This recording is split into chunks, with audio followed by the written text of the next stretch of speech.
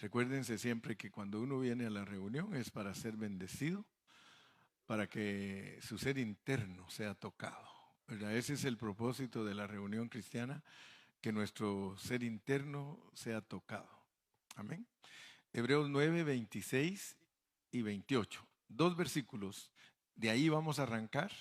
Vamos a hablar unos minutitos y luego vamos a estar dedicando al bebito de Ángeles. Respecto a nuestro Señor Jesucristo, dice que de otra manera le hubiera sido necesario padecer muchas veces desde el principio del mundo. Pero ahora, en la consumación de los siglos, se presentó una vez para siempre por el sacrificio de sí mismo para quitar de en medio el pecado. Vamos a leer ese y el 28. Así también Cristo fue ofrecido una sola vez para llevar los pecados de muchos y aparecerá por segunda vez sin relación con el pecado para salvar a los que le esperan. Fíjense pues, 2 versículos. Por supuesto que para entender esos 2 versículos tenemos que leer el contexto. El contexto son los versículos anteriores y los versículos posteriores.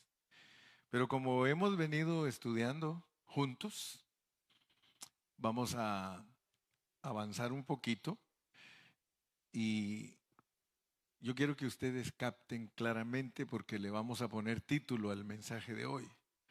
El mensaje de hoy se titula Las 2 manifestaciones de Cristo. Las 2 manifestaciones de Cristo. Si ustedes se dan cuenta, dice, así también Cristo fue ofrecido una sola vez para llevar los pecados de muchos. Cuando Cristo vino la primera vez, Él vino a terminar con el pecado. Pongan atención. Así también Cristo fue ofrecido una sola vez para llevar los pecados de muchos y aparecerá por segunda vez, pero esta vez sin relación con el pecado. Eso es precioso, hermano, eso es maravillosísimo entenderlo, entender las 2 venidas de Cristo, entender que la primera que Él vino a ponerle fin al pecado, vino a perdonar el pecado a toda la gente. ¡Wow! Fíjese qué tremendo. La primera vez que Él vino para tratar con el pecado, para que la gente no tenga problemas con el pecado. La pregunta es, ¿será que la gente no tiene problemas con el pecado? Entonces lo que ha pasado es que no le han puesto atención a lo que vino a hacer Cristo. Porque ese es un asunto muy importante para nosotros, especialmente los cristianos. Porque muchos de nosotros vivimos a veces de una manera como que no fuéramos creyentes. Amén. Fíjese, Dios tiene un propósito. Y el propósito de Dios es tener una expresión corporativa. Cristo es la expresión individual de Dios, pero la iglesia es la expresión corporativa de Dios. Ahora, ese es el propósito de Dios.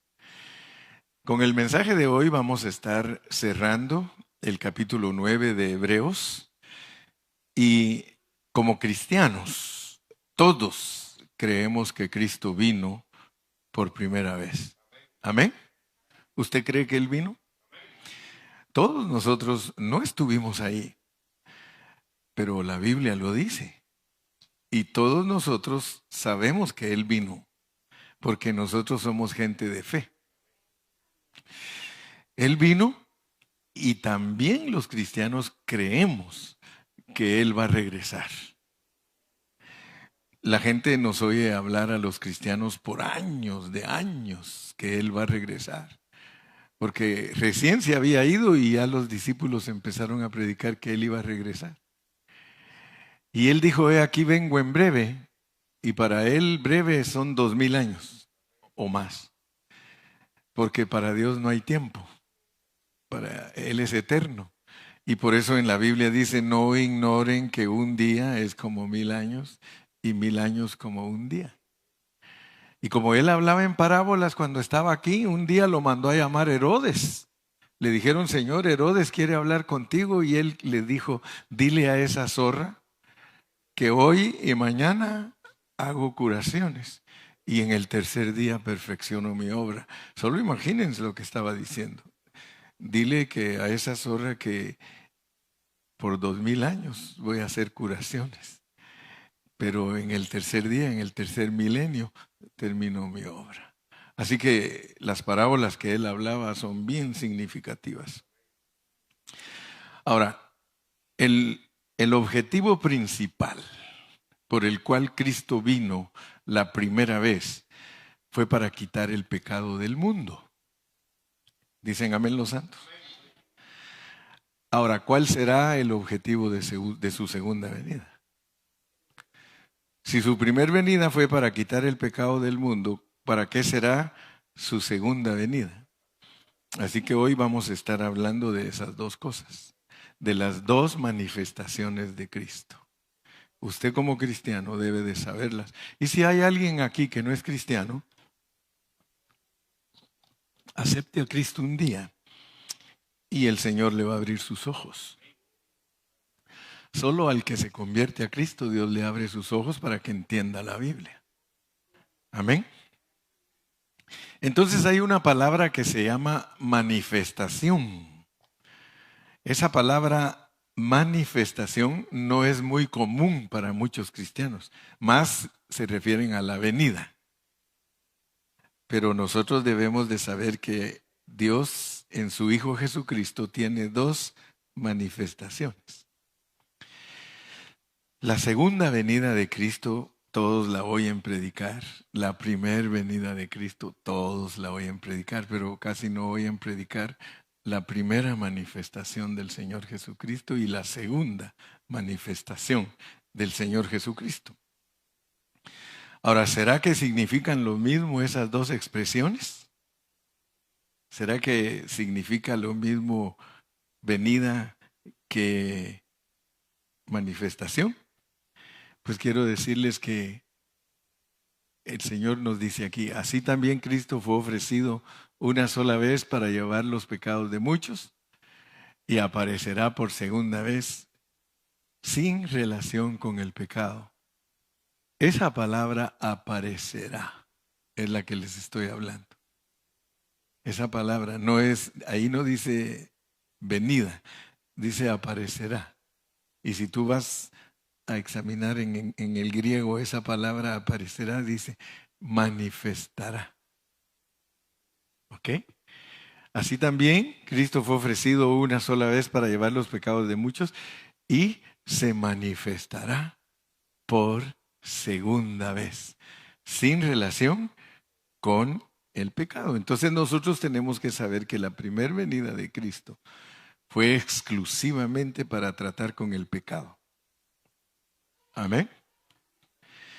La primera manifestación de Cristo se refiere a su primer venida cuando se encarnó. La segunda manifestación de Cristo se refiere a su segundo advenimiento, a su segunda venida. Por tanto, esas dos palabras son sinónimas. Su venida y su manifestación son sinónimas. Si leemos en el 9:26, la parte B del 26, dice, se presentó una vez para siempre por el sacrificio de sí mismo para quitar de en medio el pecado. Todos sabemos que la Biblia tiene dos testamentos. Pero si nosotros como cristianos no sabemos por qué nuestra Biblia se llama Antiguo Testamento y Nuevo Testamento, es importante que lo sepamos. He venido toda esta semana predicando en los mensajes diarios para que todos entendamos lo que significa testamento. Y les dije que en la Biblia lo primero que uno debe de entender es la promesa. O sea que Dios nos da promesas, pero para que esas promesas se vuelvan pacto, Él tiene que jurar. O sea que una promesa con un juramento se vuelve pacto. Así sucede cuando uno se casa. El novio le promete a la novia, aunque nunca le cumple, pero le promete a la novia y juran en el altar que van a ser fieles el uno al otro. Juran. Y eso lo hace pacto. O sea que el matrimonio es un pacto, un contrato. Y cuando juran es que se vuelve pacto. Todo lo que nosotros hacemos aquí en la tierra, si prometemos algo y juramos, vamos con un abogado, se vuelve un pacto. Y mientras estamos vivos, se sigue llamando pacto. Pero si nos morimos, se vuelve testamento. En cuanto uno se muere, se vuelve testamento. Así está escrita la Biblia. Y todos nosotros debemos de saber eso. Todos debemos de saber que Dios hizo promesas. ¿Se recuerdan ustedes que le dijo a Abraham, le dio la promesa? Antes de que pusieran la ley de los israelitas, a Abraham le dieron la promesa. Y vino Dios y juró que eso que él había dicho lo iba a cumplir. Y se volvió pacto. Amén. Pero dice que los israelitas no siguieron su pacto, no cumplieron su pacto. Miren, esto es igualito al matrimonio. Cuando uno se jura en el altar que va a ser fiel y no es fiel, deshacen ese pacto, se divorcian. Entonces Dios se divorció de Israel. ¿Me explico? Se divorció. Dijo, ustedes no guardaron el pacto. Hicimos un pacto, pero como ustedes se olvidaron del pacto, yo me desentendí de ustedes, me divorcié. Entonces, el Antiguo Testamento era un pacto. Y cuando Él los dejó, dijo, voy a cambiar el testamento. Porque uno puede cambiar su testamento. Estando uno en vida puede cambiar su testamento, ¿sí o no? Entonces, ¿qué hizo Él? Dijo, voy a cambiar mi testamento, lo voy a hacer nuevo. Voy a hacer un pacto nuevo. Y lo voy a hacer a través de mi cuerpo y de mi sangre. Voy a hacer un pacto. Y si ustedes ya entendieron, porque hay muchos que no han entendido, Dios no hizo pacto con la iglesia, ni tampoco con Israel. El que hizo con Israel, el pacto lo deshizo. Pero viene Él y dice, bueno, yo voy a llevar a cabo un pacto. El pacto que voy a llevar a cabo es que todas las promesas que yo hice y juré que así iban a ser, las voy a cumplir con mi Hijo Jesucristo. Entonces Jesucristo viene y el pacto de Dios era que les iba a quitar el pecado a todos. ¡Wow! Dice, me voy a olvidar de todos los pecados de ustedes. Pero para eso, como es un Nuevo Testamento, porque el testamento lo estoy cambiando. Por eso, cuando tú cargues tu Biblia, no la vayas a cargar solo como desodorante debajo del brazo, ¿verdad? Sino que lo debes de cargar para entender el significado de esos dos testamentos que cargas ahí. Hoy vamos a hablar cosas muy bonitas, que si tú pones atención te van a bendecir. Ese libro que cargamos a veces aquí debajo del brazo y que más pareciera desodorante, tiene dos testamentos. Si nosotros esos dos testamentos no les ponemos atención, nosotros no vamos a saber qué es lo que Dios nos está dando por medio de ellos, porque son testamentos. Son testamentos. O sea que ellos contienen tu legado. Porque después que se muere el testador, el testamento toma validez y todos los legados que están en ese testamento, a fulano le dan esto, a sutano le dan esto, a mengano le dan esto. Los abogados no se entienden bien lo que estamos hablando, ¿verdad? Entonces, más que un libro de doctrina, más que un libro de historia, más que un libro de, ponle de filosofía, porque algunos dicen que la Biblia es una filosofía bien alta. Más que eso es testamento. Testamento quiere decir que tú tienes herencia. Herencia. No dice que somos coherederos juntamente con Cristo. Es que Él es el verdadero heredero, pero Él dice, yo no quiero las riquezas para mí, son para ustedes. Todas mis riquezas son para ustedes. Solo imagínense el legado que hay en el Nuevo Testamento.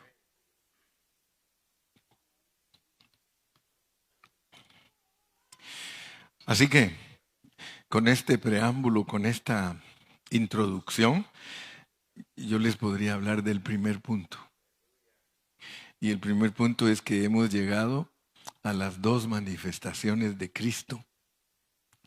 Hemos llegado a las dos venidas de Cristo. Pónganme por favor el 28.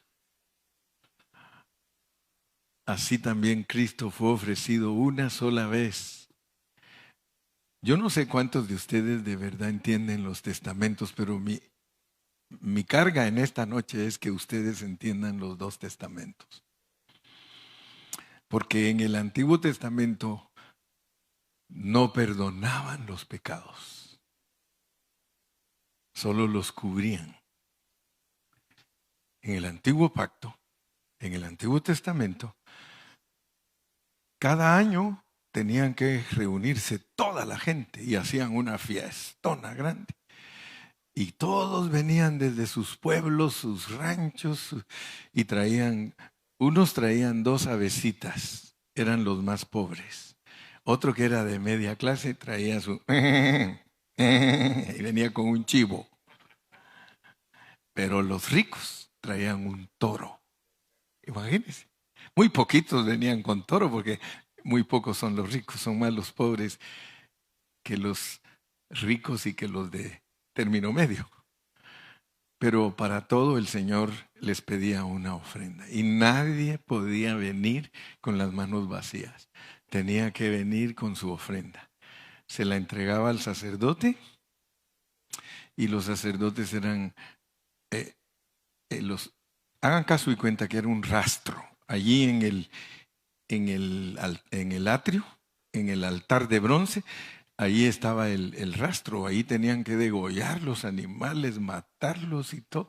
Y los sacerdotes se encargaban de presentar las ofrendas y todo el pueblo les metían debajo de la alfombra sus pecados y bajaban la alfombra y ahí estaban los pecados, pero estaban cubiertos.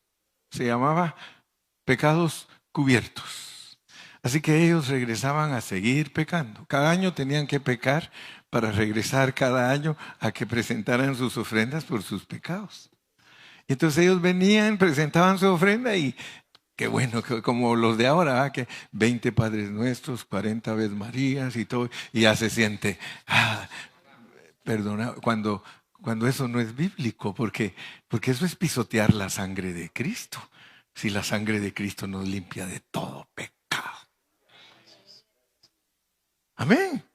Pero se da cuenta pues cómo nos pueden chanflear, cómo los hombres nos pueden engañar. En el Antiguo Testamento los pecados eran cubiertos, pero dice que Dios se cansó de eso. Dijo, No quiero más sacrificios por los pecados.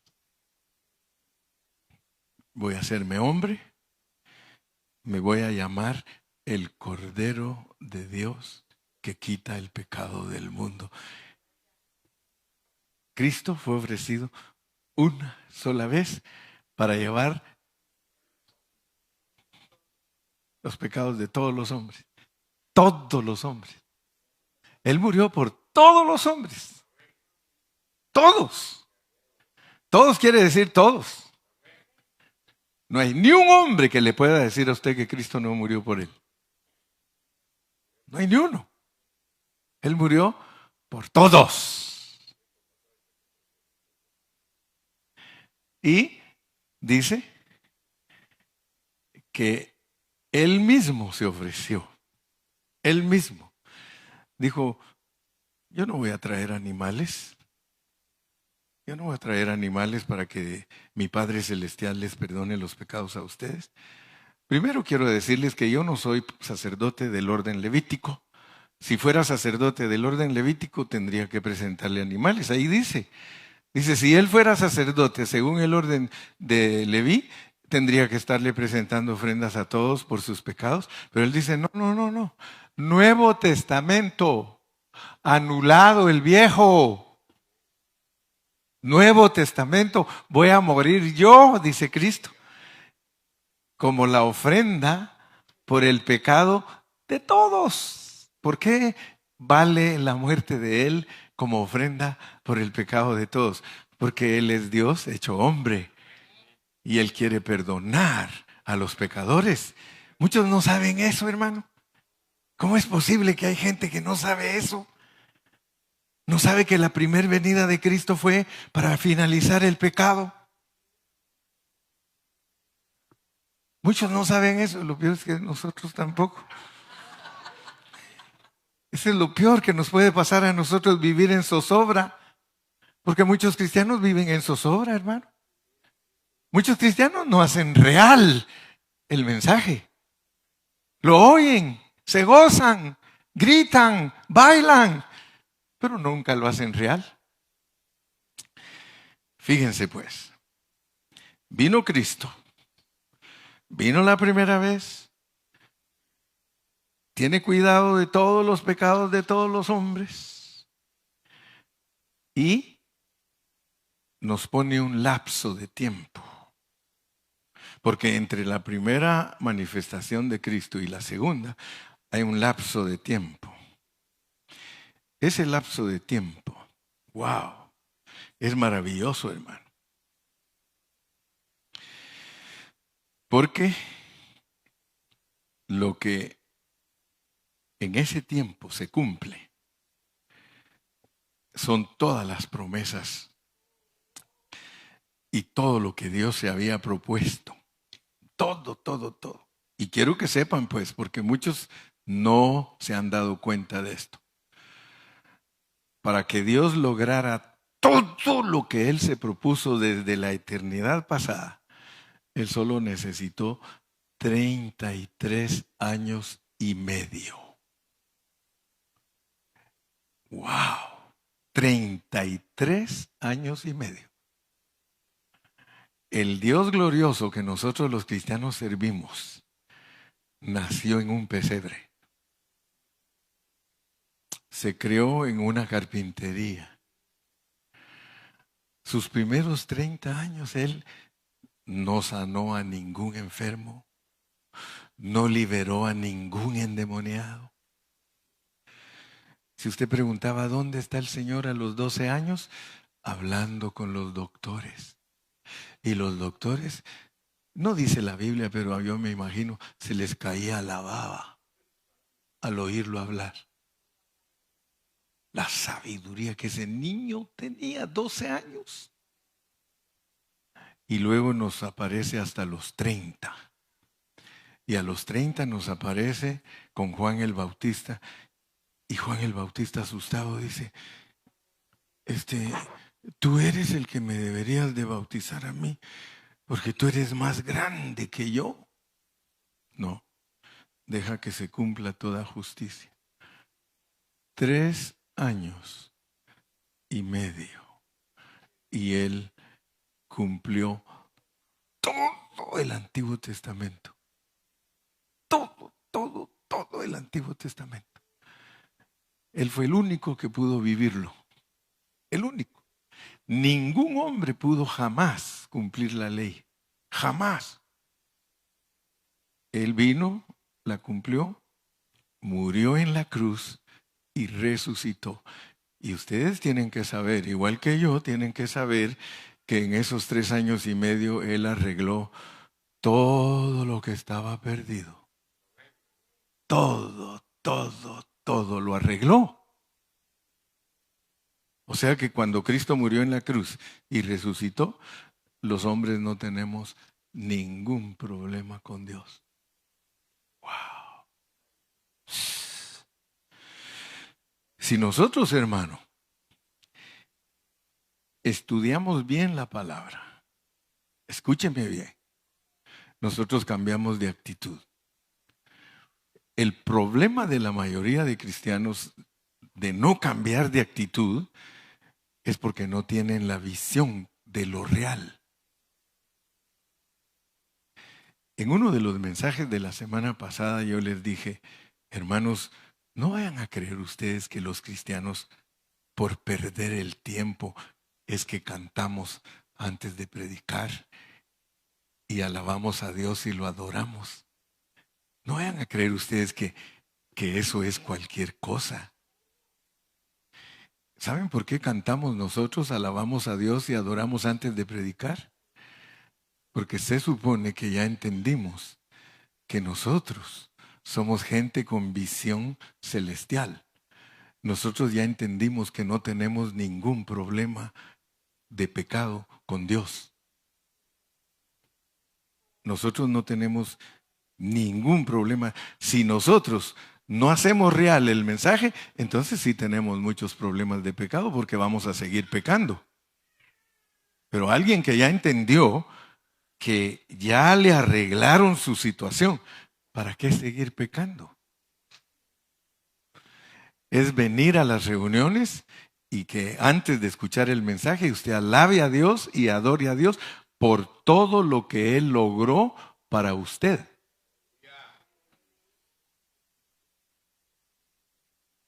¿Usted no se goza que Dios logró todo para usted? Cuando Él quitó el pecado, al mismo tiempo, Él logró la redención eterna de los cristianos. Oiga bien,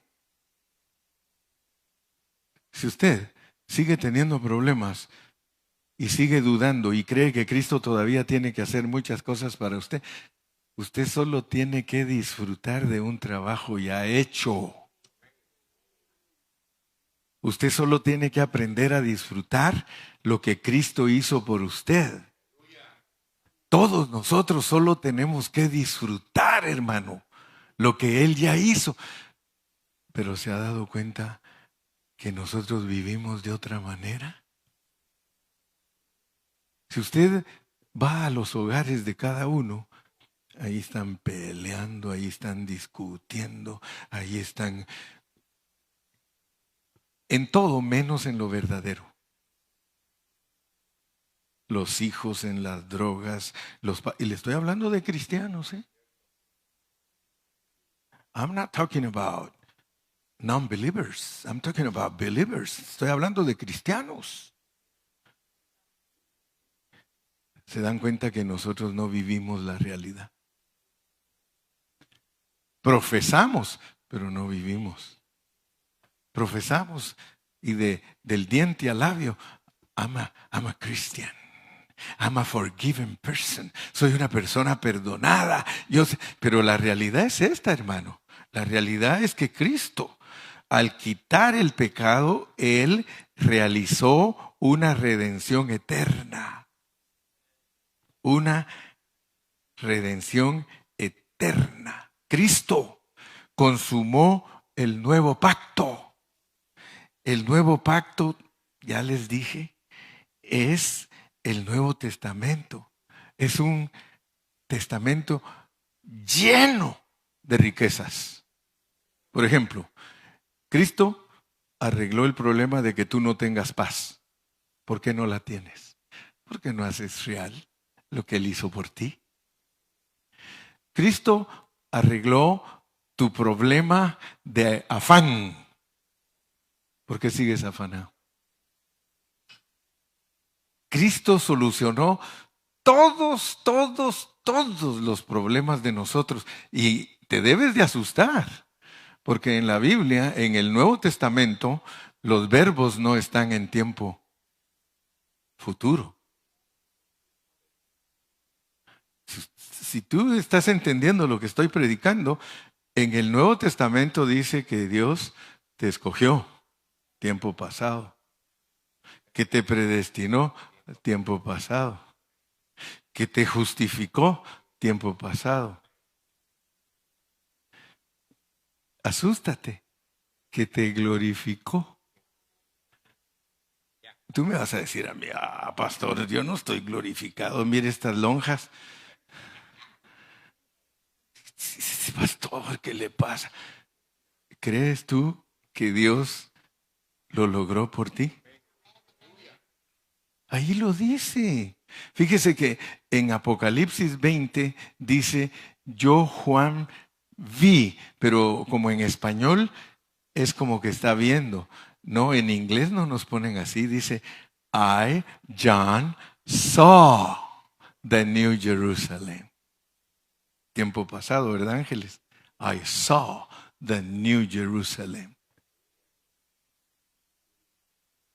¿Qué quieres entonces, hermano? Si todo lo tuyo está hecho y logrado. Lo que pasa es que no lo disfrutas.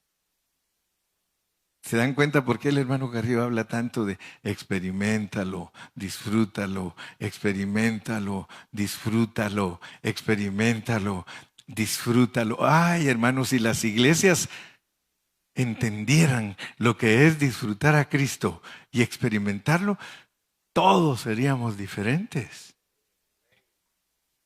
Pero ¿qué es lo que nos pasa? Nosotros somos mendigos espirituales. Sí, le andamos mendigando a Dios lo que ya es nuestro. Mira, no vayas a creer que estoy diciéndote que no ores, pero no te salgas de contexto. No te salgas de contexto, pero tú no tienes que orar tanto para que Dios haga algo por ti si ya está hecho. Solo es que, ¿cómo cantaba aquel hermano que hizo ese canto? Dijo, 1000 gracias yo te doy, Señor. 1000 gracias de mi corazón. 1000 gracias porque has enviado a Jesús por mí. Y hoy el débil diga, fuerte soy. El pobre diga, rico soy.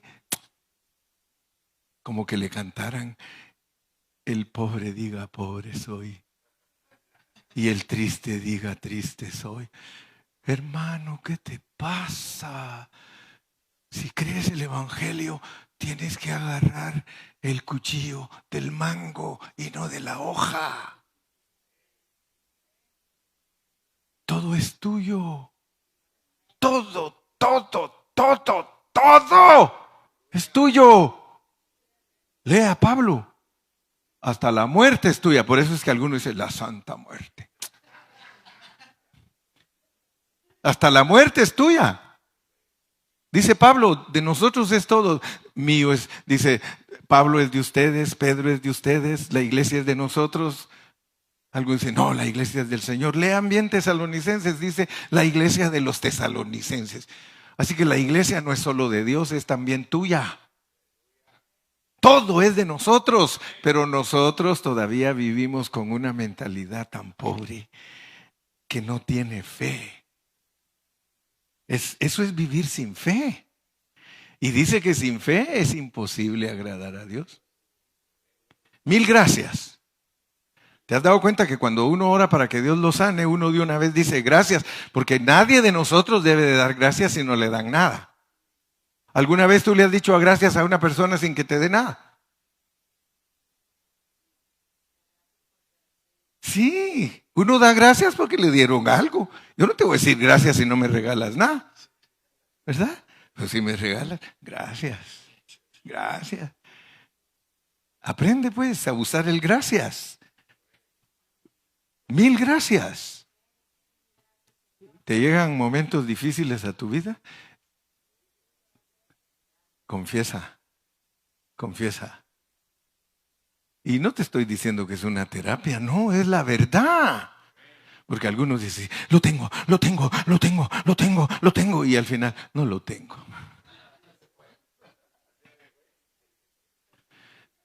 Mejor tienes que ser como aquel lorito, ese lorito siempre me impactaba a mí. Me lo contaron desde que estaba joven, el lorito.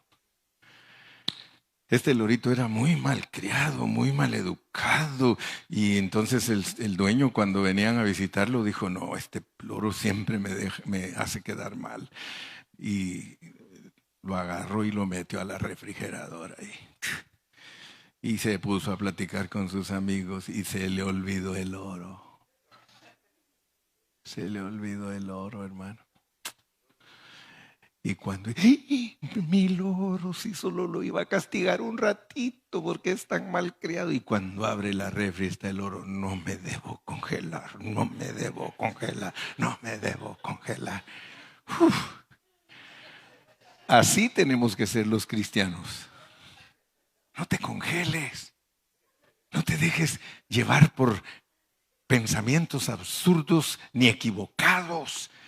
Tú estás enfermo, pídele a Dios, dice que por sus llagas fuiste curado.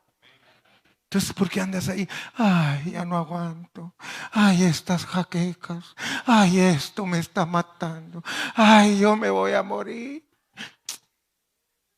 Y hoy el débil diga, fuerte soy. Por eso te dije, vas a salir de aquí en esta noche entendiendo el testamento. Eres heredero, ya está hecho todo, todo, todo, todo, todo. Y no te estoy hablando de un evangelio de poder y prosperidad, yo te estoy hablando de la realidad, ¿verdad? ¿Cuántos dicen amén? Te estoy hablando de lo real. Entonces tú tienes que decir, esto es mi legado. Yo no necesito hacer nada. Ni Cristo tiene que hacer nada porque ya todo lo logró. Él te va a decir, ¿y qué pasó, mijo, que no me crees que todo lo logré? Fíjese que si Cristo nos hablara directamente, ¿verdad? Que nos hablara en sueños y que nos hable, y tú, inútil, me estás oyendo, ¿sí? ¿No crees que ya lo hice todo por ti? ¿No crees que ya lo hice todo por ti? ¿Por qué andas ahí con cara larga si ya todo lo hice por ti?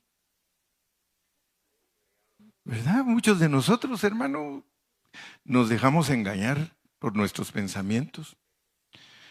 De acuerdo a la Biblia, la Nueva Jerusalén ya está terminada. De acuerdo a la Biblia, la Nueva Jerusalén, los cimientos son los apóstoles, las puertas son los 12 patriarcas. ¿En dónde estarás tú?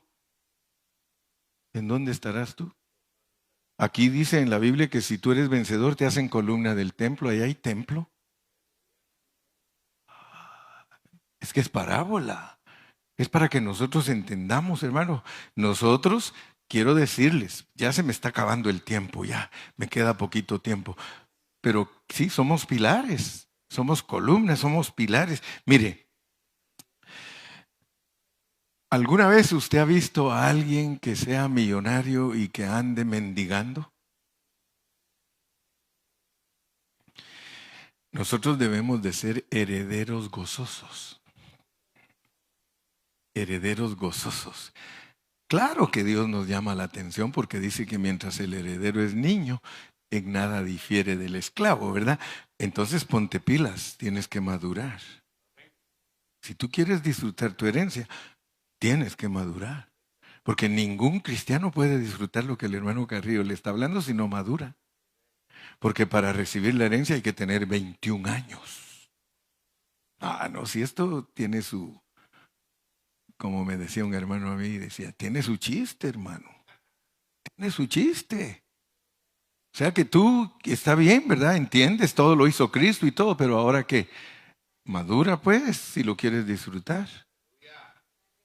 Porque sí, porque si tú no eres un heredero gozoso de decir, Él lo logró todo por mí y yo solo recibo. Allí sí te digo, recibe. Porque los pentecostales siempre están, recibe, recibe. ¿Y qué quieres que reciba? Sí, recibe, recibe. No, los hermanos les gusta orar. Recibe en este momento. Más lo asustan que recibir, porque cuando sale de la reunión no lleva nada. ¿Qué recibiste? Pero si me estás poniendo atención y sabes de lo que estamos hablando de algo real, algo que te va a producir reposo, descanso. Descanso. Mire, los cristianos tenemos que ser las personas más descansadas que hay. A veces les tienen que descansa en Cristo, hermano. ¿Y qué es eso, hermano Carrillo? No sabe lo que es descansar en Cristo, Leo. Descanse en Cristo, que eche a Él toda su ansiedad, porque Él lo va a entender a usted, le va a decir, ¿sabes qué, mijo? Yo ya hice todo. Ahora, ¿para qué es que Dios nos quiere hacer entender todas estas cosas? Porque estamos hablando de que tenemos un sacerdote que entró al lugar santísimo. Entró al lugar santísimo. ¿Qué significa entrar al lugar santísimo? Es vivir en la presencia de nuestro Padre Celestial.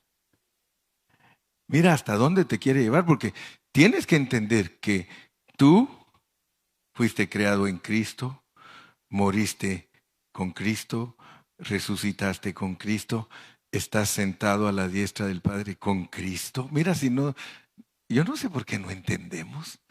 Si Él nos da un mensaje que todo está hecho, todo. Entonces, ahora solo es que nosotros lo apliquemos a nuestra vida, porque lo que el Señor nos quiere dar a entender que Él es el sumo sacerdote que entra al lugar santísimo es, ustedes están conmigo. El que se une a mí, un espíritu es conmigo. Yo lo que quiero es que ustedes y yo vivamos en la presencia de nuestro Padre Celestial. Pero usted no tiene que esperar resucitar para estar en la presencia de Dios. Usted tiene que estar consciente que a donde quiera que va, lo que pasa es que nosotros como nos descuidamos tanto, que le pregunta, ¿y cómo estás, hermano? Ahí más o menos. ¿Y dónde está el Cristo entonces glorioso que profesas? ¿Tú crees que Cristo diría así? ¿Cómo estás, Cristo? Ahí pasándola. Imagínese que Cristo nos contestara así, que tú le dijeras, mi Señor Jesucristo, ¿cómo está esta mañana? Pues fíjate, Galo, que ahí entre bajas y subidas, ahí la llevo, ahí la voy pasando. Dios mío, Señor, ¿qué clase de cristianos somos, hermano? ¿Qué clase de cristianos somos? ¿Y usted cree que a Él no le duele? A Él le duele que nosotros seamos tan testarudos. A Él le duele, hermano, porque Él dice, ¿y este pueblo cómo va a ser para entender que yo soy el sumo sacerdote y que yo lo meto al tabernáculo verdadero? No al de los sacerdotes. ¿Sí? Termino con una pregunta.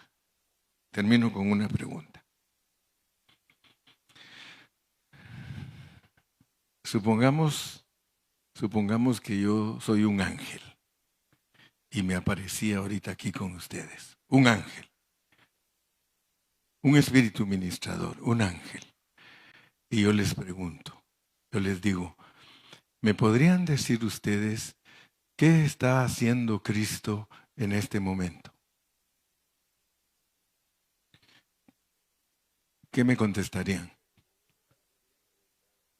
Dani dice que me contestaría, está intercediendo. ¿Y qué creen que diría yo como ángel? ¿Podría yo decir lo mismo? ¿Podría decir que Él está intercediendo por mí siendo ángel? No es cauciosa la pregunta, hombre. ¿Será que yo puedo decir lo mismo? Yo les dije que yo soy un ángel y les pregunté a ustedes, ¿qué está haciendo Cristo en este momento? Ustedes dicen que está intercediendo. ¿Por quién? Por ustedes. Yo soy ángel. Ahora yo les pregunto, ¿yo como ángel les podría decir que Él está intercediendo por mí? Solo la hermana Amelie me contestó y así a medias. Dice, "Mm, mm".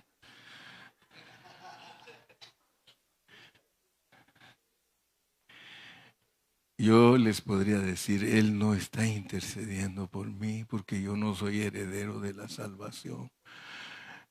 Él está intercediendo por los herederos de la salvación.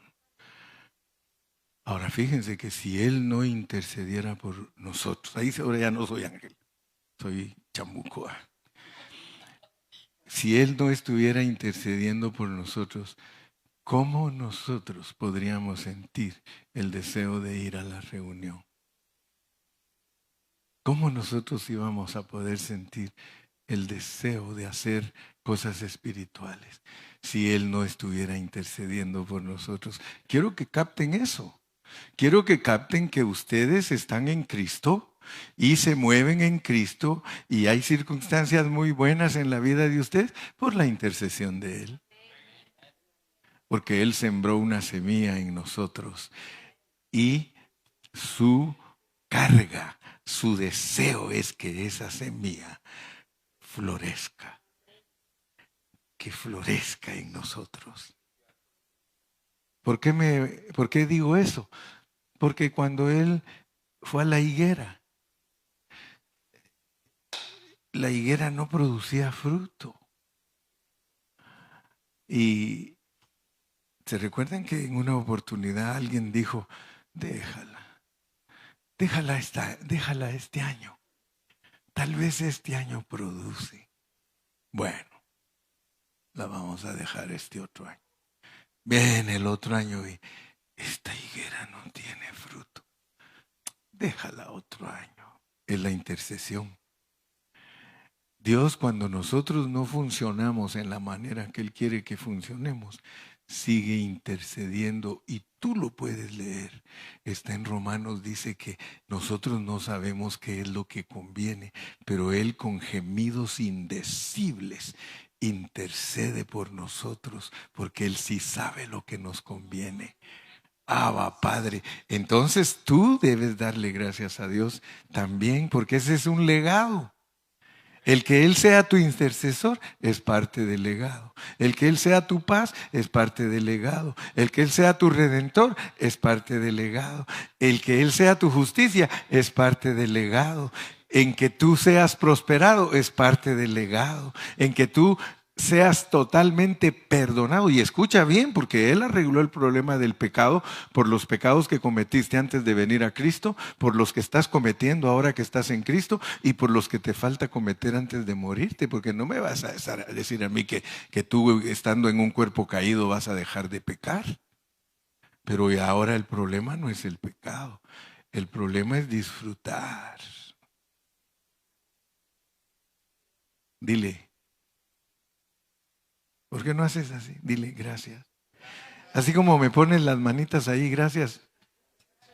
Gracias, Padre. Gracias, Padre. Gracias, Padre. Yo creo que nosotros no deberíamos de cansarnos de decirle, Jesús, te amo. Jesús, te amo. Jesús, te amo. Tú hiciste todo por mí. Mire, no hay ninguno de nosotros que deba vivir en zozobra. No esperes promesas de Dios, ya se cumplieron todas. Algunos todavía están, ay, ojalá que Dios haga esto por mí. Está hecho todo. Tú solo dile gracias. Gracias. Cualquier situación. Gracias, Cristo. Gracias, Cristo. Gracias, Cristo. ¿Te corrieron del trabajo? Gracias, Cristo, aunque la vieja se enoje. Gracias, Cristo. ¿Sí? Gracias, Cristo. Gracias, Señor. Padre, en esta noche te pedimos que nos ayudes para que sea